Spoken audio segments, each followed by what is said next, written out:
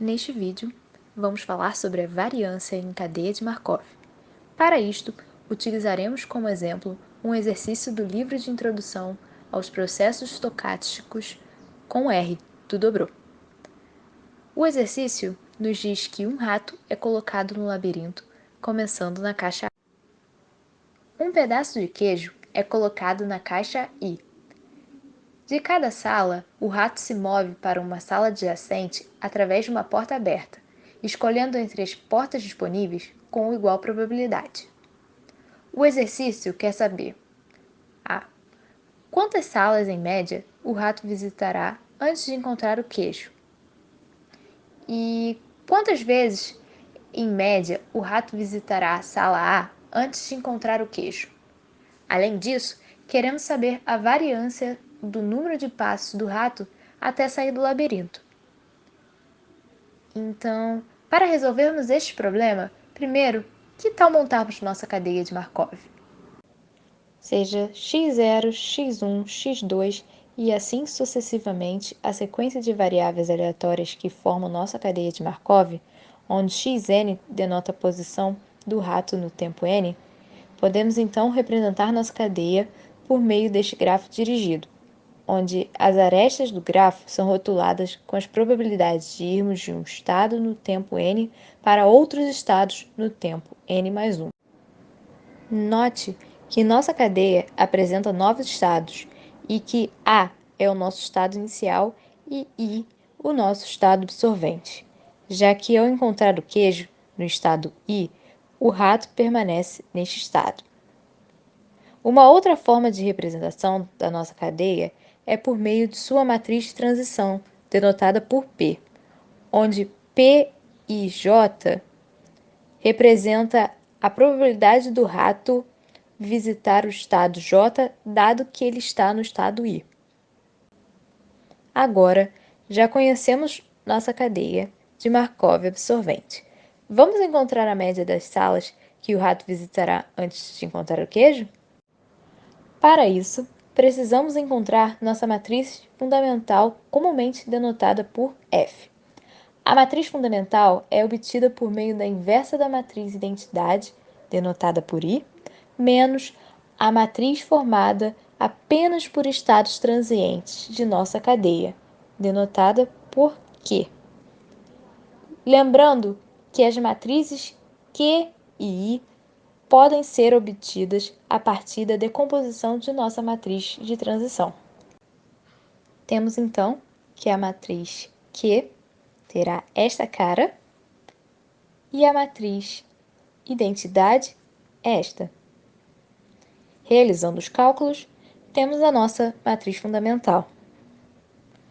Para acharmos as médias de visitas, basta apenas somarmos todos os valores da primeira linha da matriz fundamental. Logo, a média da quantidade de salas visitadas pelo rato antes de encontrar o queijo será igual a 45 aproximadamente. O segundo dado que queremos encontrar é a quantidade de vezes, em média, que o rato visitará a sala A antes de encontrar o queijo. Para isso, basta apenas observarmos a matriz fundamental. E aí conseguimos encontrar a resposta, que será 7,5. Agora que já encontramos todas as médias, que tal acharmos a variância do número de passos do rato antes de encontrar o queijo? Para isto, basta usarmos a seguinte fórmula, onde f e i já conhecemos, e t é um vetor coluna com entradas iguais a 1 e quantidades de linhas iguais a de f. Com isto, conseguimos encontrar a variância do número de passos antes de ser absorvido. Temos que este valor será igual a 1541 aproximadamente.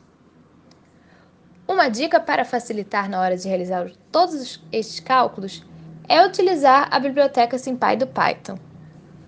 Note que acabamos de apresentar um problema com uma cadeia de Markov com estados de tempo constante. Mas e se tivermos um problema em que os tempos não são constantes? Então, como podemos resolvê-lo? No vídeo anterior, falamos sobre a lei da esperança total e apresentamos como exemplo um outro exercício do livro do Dobrô, que também tinha um rato, um queijo, um labirinto e, no caso, 3 portas.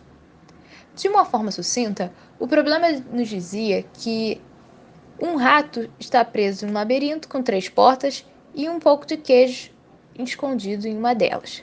Se o rato pega a porta 1, ele vagará pelo labirinto por 2 minutos e retornará para onde ele começou. Se ele pegar a porta 2, vai vagar por 3 minutos e voltará para o início.